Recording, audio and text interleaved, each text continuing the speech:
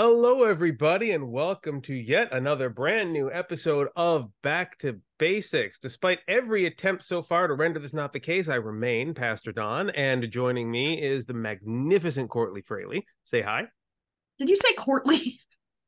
No, I don't think I did. Maybe I did. Oh, I don't anyway. know. Come on. I am an educated man with oratorial training who spends most of his life talking. Do you think I pay attention to what comes out of my mouth? No.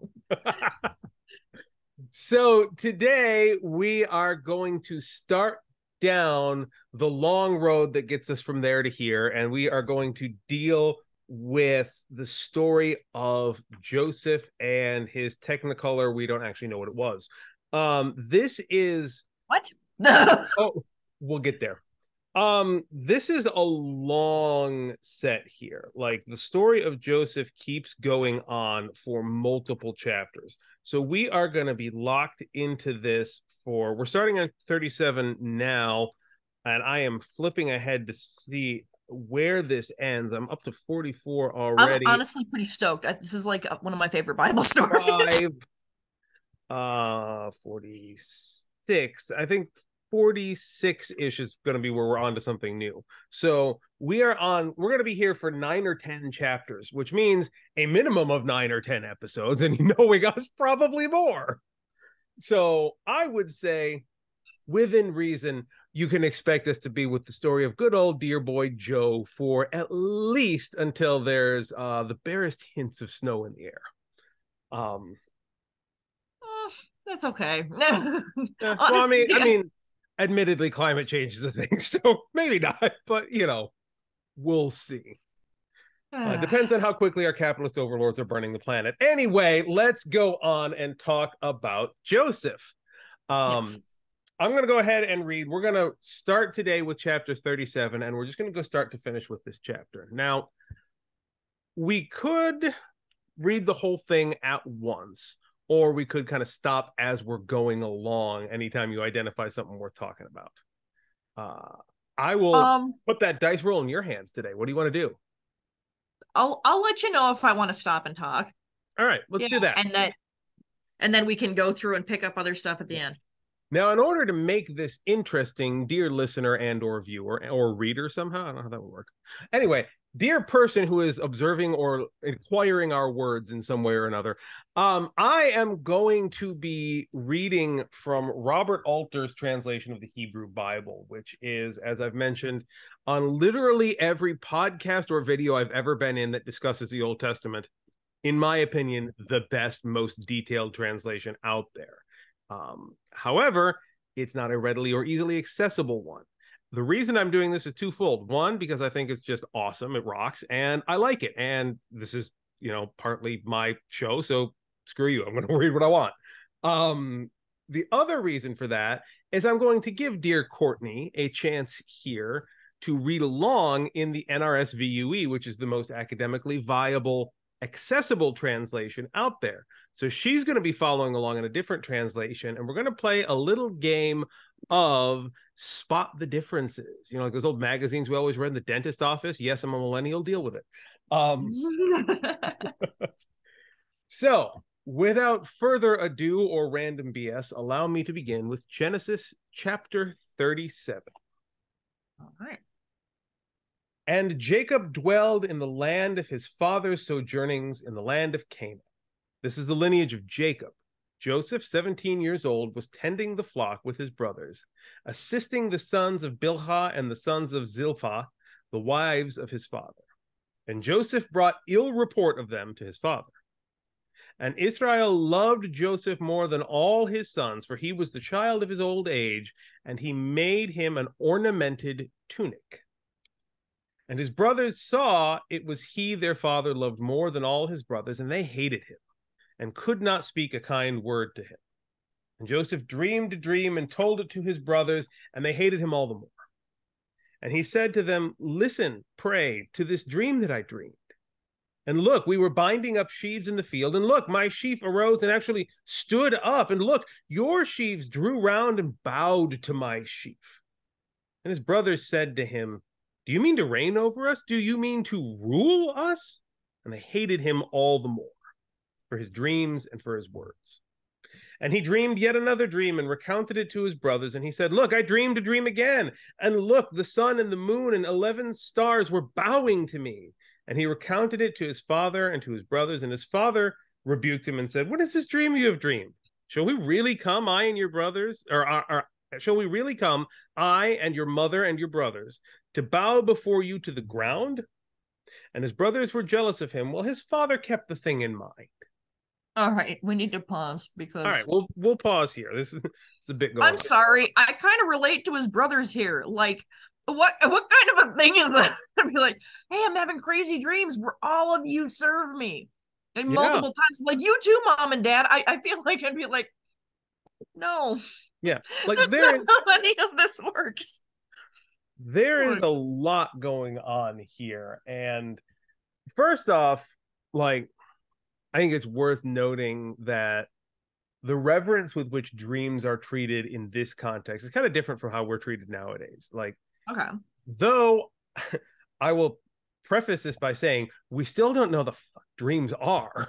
We don't know. We have no more of an idea what they are now scientifically than we did back then. We don't.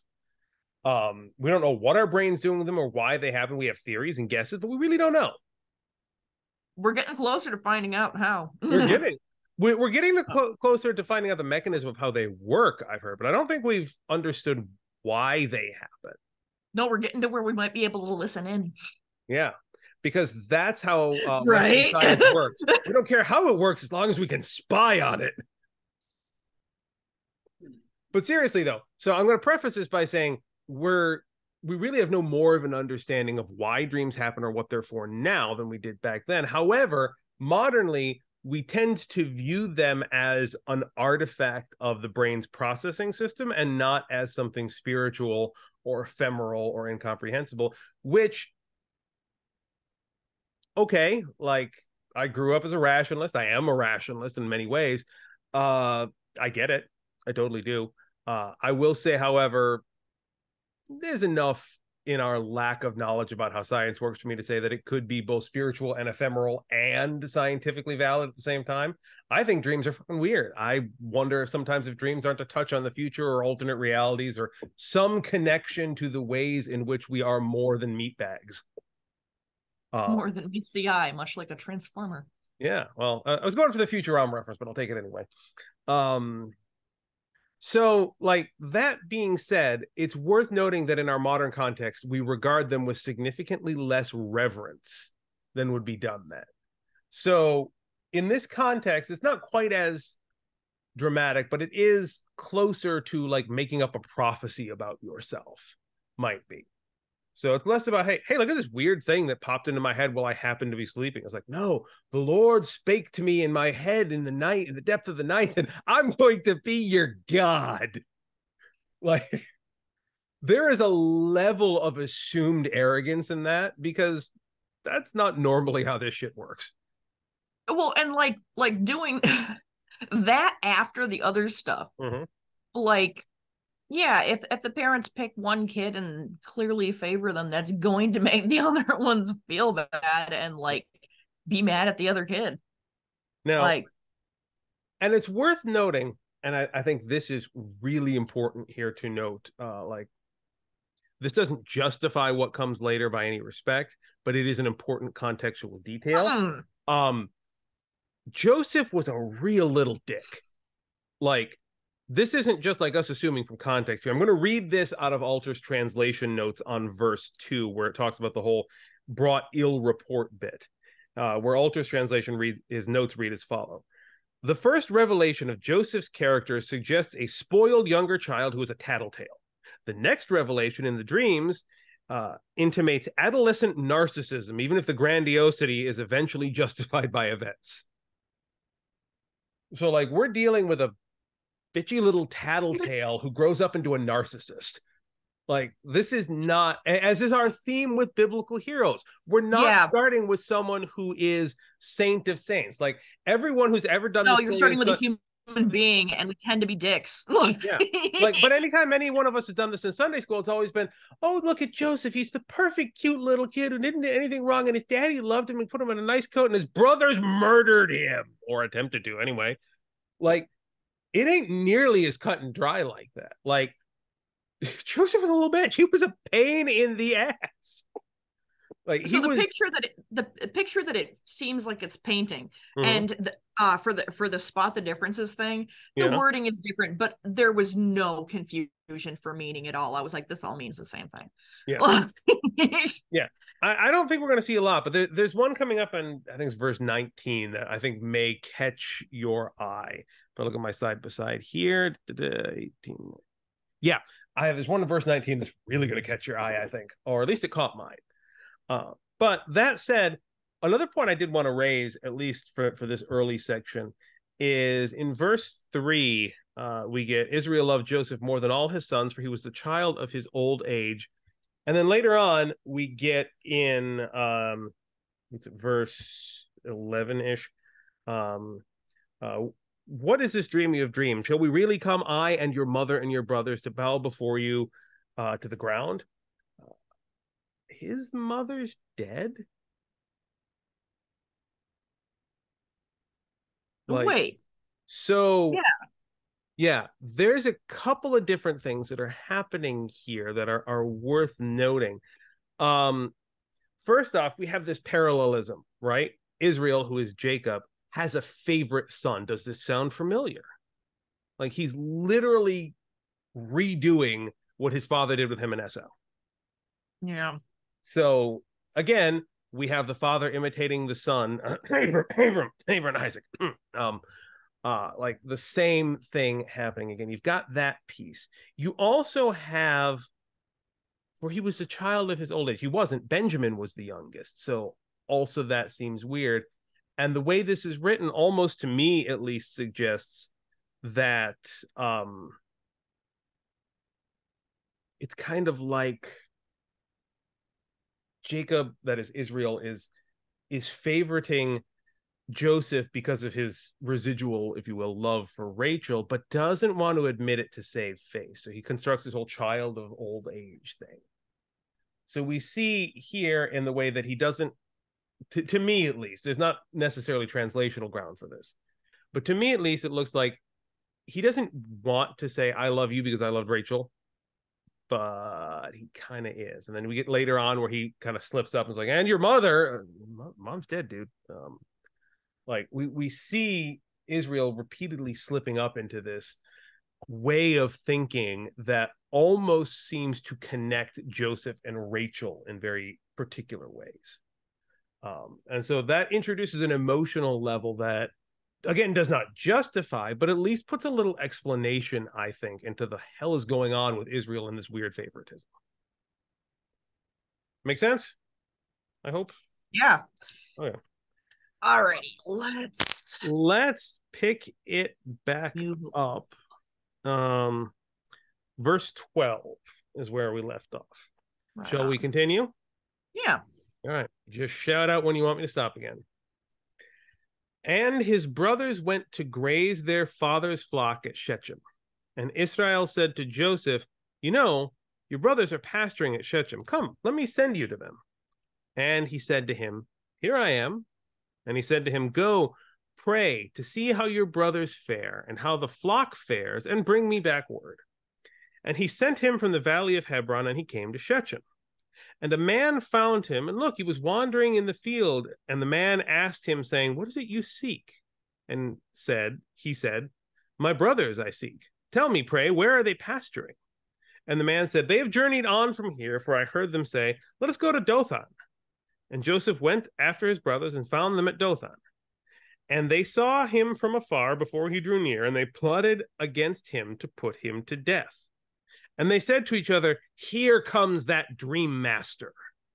And so now let us kill him and fling him into one of the pits, and we can say a vicious beast has devoured him, and we shall see what will come of his dreams. And Reuben heard and came to his rescue and said, we must not take his life. And Reuben said to them, shed no blood, fling him into this pit in the wilderness, and do not raise a hand against him, that he might rescue him from their hands to bring him back to his father.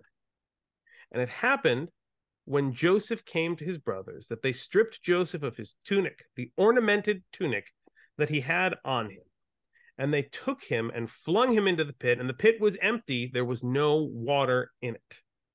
And they sat down to eat bread, and they raised their eyes and saw, and look, a caravan of Ishmaelites was coming from Gilead, and their camels bearing gum and balm and laudanum on their way to take down to Egypt. And Judah said to his brothers, what gain is there if we kill our brother and cover up his blood? Come, let us sell him to the Ishmaelites, and our hand will not be against him, for he is our brother, our own flesh. And his brothers agreed. And Midianite merchantmen passed by and pulled Joseph up out of the pit and sold Joseph to the Ishmaelites for 20 pieces of silver. And they brought Joseph to Egypt. And Reuben came back to the pit, and look, Joseph was not in the pit. And he rent his garments, and he came back to his brothers, and he said, the boy is gone, and where can I turn? And they took Joseph's tunic and slaughtered a kid and dipped the tunic in the blood, and they sent the ornamented tunic and had it brought to their father, and they said, this we found. Recognize, pray, is it your son's tunic or not? And he recognized it, and he said, it is my son's tunic. A vicious beast has devoured him. Joseph is torn to shreds. To shreds, you say. I had to. To shreds, you say. I had to. And Jacob rent his clothes and put on sackcloth around his waist and mourned for his son many days. And all his sons and all his daughters rose to console him, and he refused to be consoled. And he said, rather, I will go down to my son in Sheol in the morning, or Sheol morning.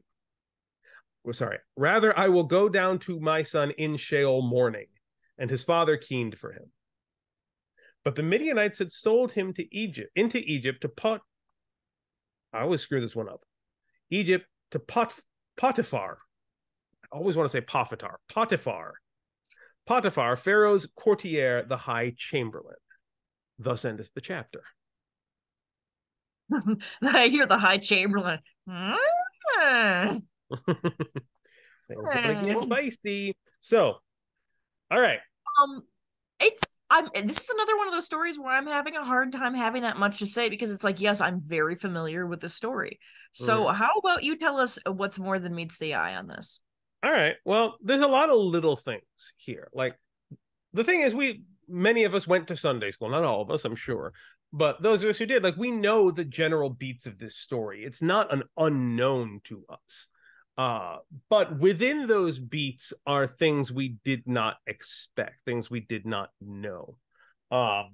Like, we get a lot of linguistic stuff in here. What I liked in verse 19, as you may have noticed if you were checking the side-by-side comparison, rather than dreamer, they referred to him as dream master. Which I friggin' love. I assume there was a goofy face from my angle for that. I was just like, Dream Master. Yeah, that sounds like a Time Lord, and I love it. Yeah, it has the exact same goofy level of pretense as Time Lord. You're absolutely right. Yeah. The Dream Master. It reminds me of the Game Master, honestly. Yeah. But it also made sense as a translation for it, this guy who has dreamed that he's in charge. Yeah. And I'll reference this from the notes too, is the pomposity of rendering this as Dream Master in English, as Alter does, echoes the construction in the Hebrew, Bahal Chacholmot, which is super strong and carries with it like an almost obscene level of sarcasm. Just refer to it as a dreamer, like Dream Master. That's kind of what's going on here. Like, they're laying it on thick is what they're doing.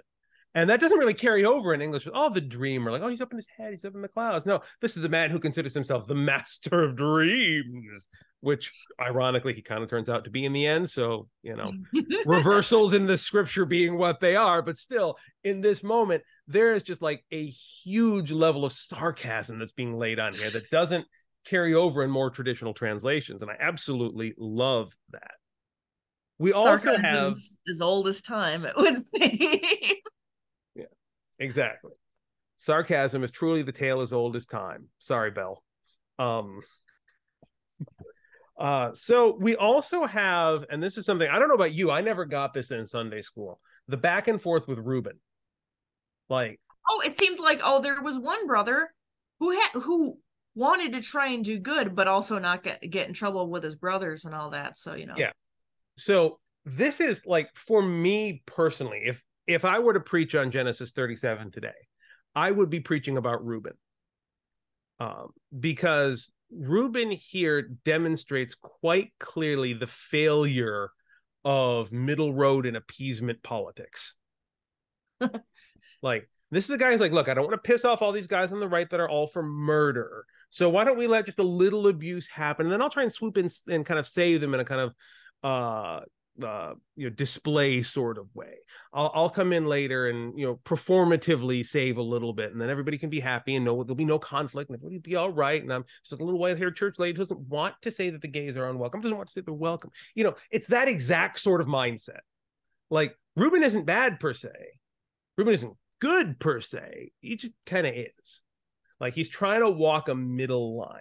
And despite what pretty much every white folk sitting in a church pew in America will tell you these days, the middle line ain't part of the Christian journey. Like, that ain't our spot. We have our lane. That ain't it. So right here, the end result of Reuben's choice to, okay, I'm going to say, don't kill him. Knock him into a pit a little bit. That nobody will prosper from that. And then later I'm like, oh, prosper, you say? I have 20 pieces of silver that says that's a great idea. But that's after Reuben. I noticed that that he didn't pipe up again for. Oh wait, no, it sounds like he didn't know that part though. Yeah. Returned and saw that he wasn't in the pit. Yeah, he left and come back. Okay.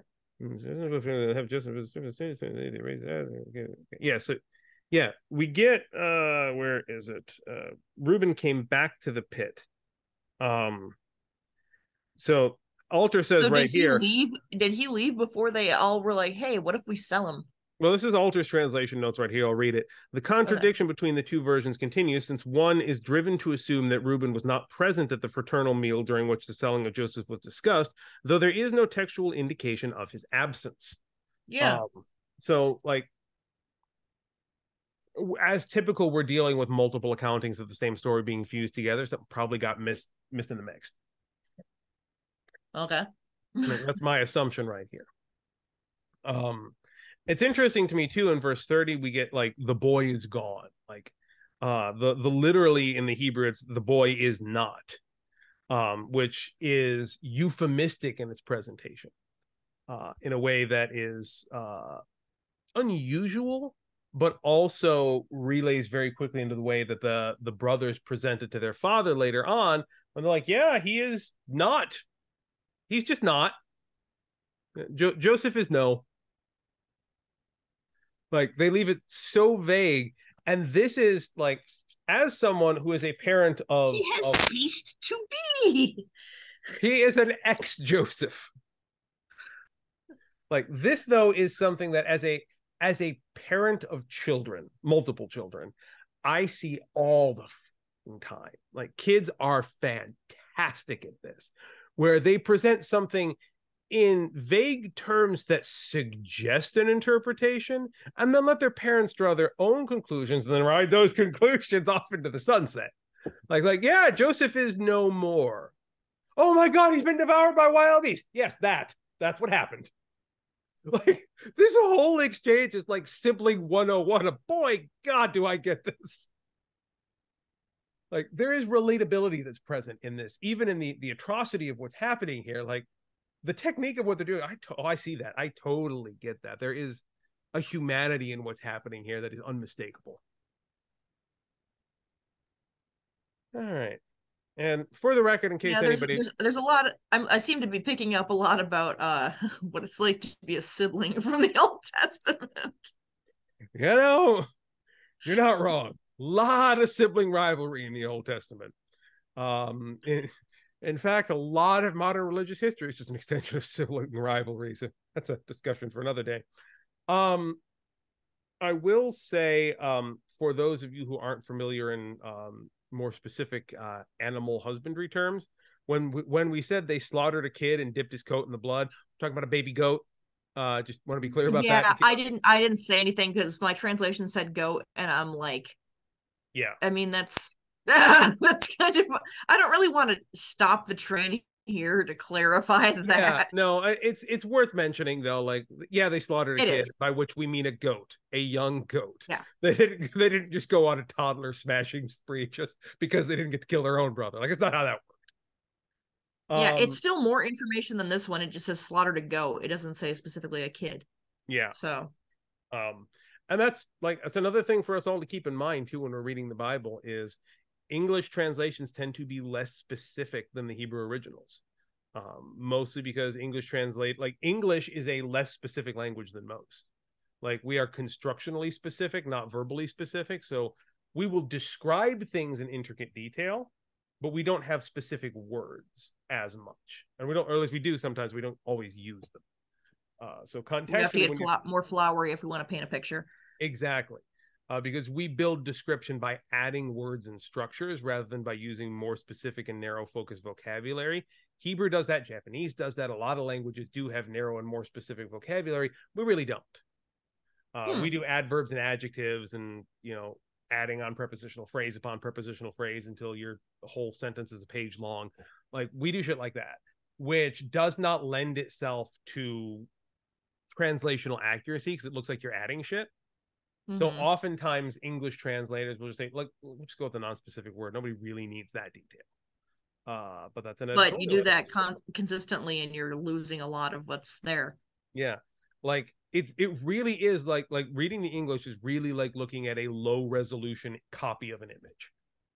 Like, I mean, I can't really put it any better like that. Like, it's got less pixels than the original.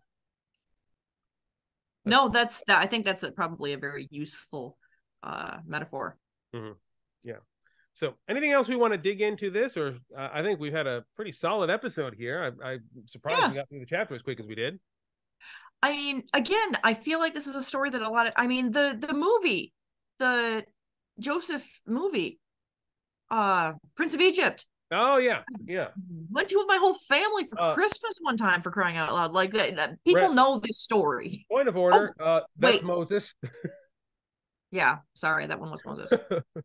But there was a Joseph movie too, wasn't there? And the Amazing Technicolor. Yeah, there was the like Amazing Technicolor Dreamcoat and all that stuff out there too. I thought there was an animated version of this too. Oh well. Anyway, it's a well-known story. Yeah, it is a well-known story. Before we go, I do have one thing. Can't believe we were going to leave this hanging. You said Amazing Technicolor, we don't actually know what it was. Yeah, because it seems pretty clear that it was tunic, or this says like robe, I think. Colors, yada yada yada. Like, he was given this nice rainbow kimono or whatever the hell we render it as when we put it on stage and screen.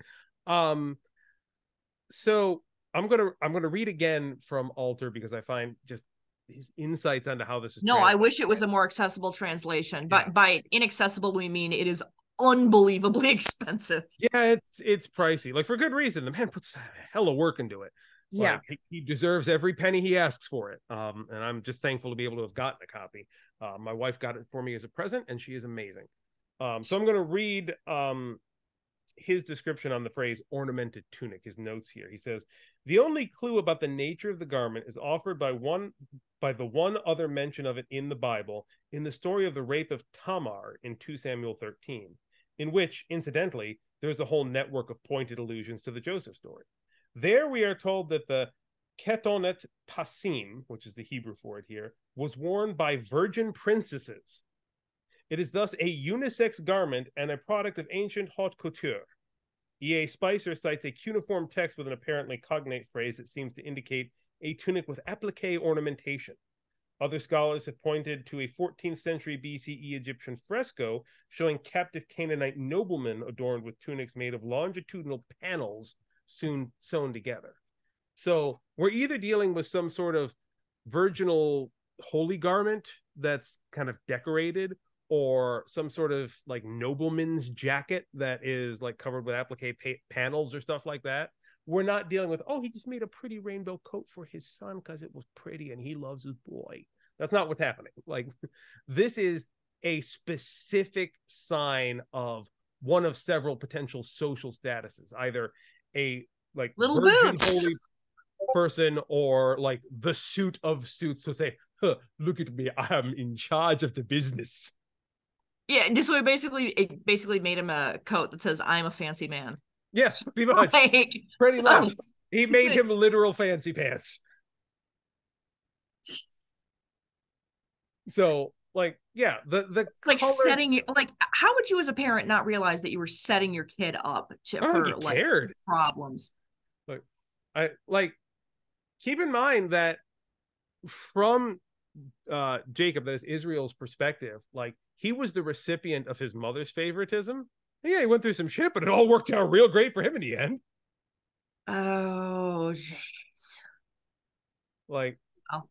It's I guess we're all repeating what we're given and trying to give it another boost on the way along the line. It's also worth understanding too that we're talking about a period in time where there was no internet, there wasn't a greater shared culture, there wasn't a lot of interactions between tribes or groups, so people didn't have the benefit of learning from each other's experiences, saying, oh wow, these are patterns that are unhealthy. They literally only had their own experience to draw upon when figuring out how to teach their kids. And so it's not out of the ordinary, or at least not understandable, for Jacob to be like, I had some bumps around the road, but it worked for me. Like, I'll let my kid pay their own way through college, he'll be fine. Like, stuff like that. Like, pull yourself up by your own bootstraps, man. It worked out fine for me. Like, he's basically boomer dadding it. Like, you're my favorite, deal with it. You're gonna get some shit for it, but that's life, dude. Toughen up. Like, 100% boomer parent right here. All right. Well, do we have anything else to go over on? Well, if we're both asking that, I think the answer is no.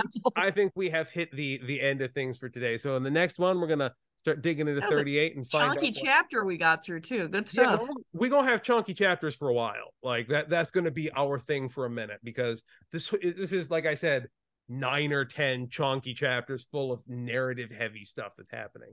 There's going to be allusions, there's going to be callbacks. This is basically Bible the motion picture. We've been doing Bible the TV series limited edition up till now. Now it's Bible the motion picture. We'll get the sequel later with Moses.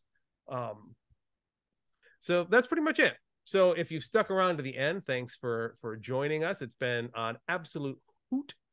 By the time this comes out, I don't know exactly the release date yet. I think this will come out before yet our monthly worship service, which will be on the first Sunday of September. That's on our YouTube channel and in our Discord server, so you can join in on the server and comment live in the discussions, because we have discussions in our service, because hey, we're all about talking through shit and not just passively receiving it. So you can join us. We take communion. It's a fun deal. If you're in Japan, we're doing events here at the church, a lot more these days as well. If you're not in Japan, Discord server is where it is at. For the love of God, come join us. We are doing stuff. We've even kicked off our new member class, which by the time this airs should be, assuming everyone's done their jobs, should be going in full force about that. We're looking for people to join the church to help us do stuff, to build this up to the wonderful spiritual juggernaut that can kick Joel Osteen's uninformed ass. That's what we're looking for here. Right out the door. So failing all that, we've got our YouTube channel, which is presumably where you're watching this if you're watching it. We've got our podcast stream, which is where I'm presuming you're listening to it if you're not watching it on YouTube. And hey, each of you, go check out the other people's place, because it's fun.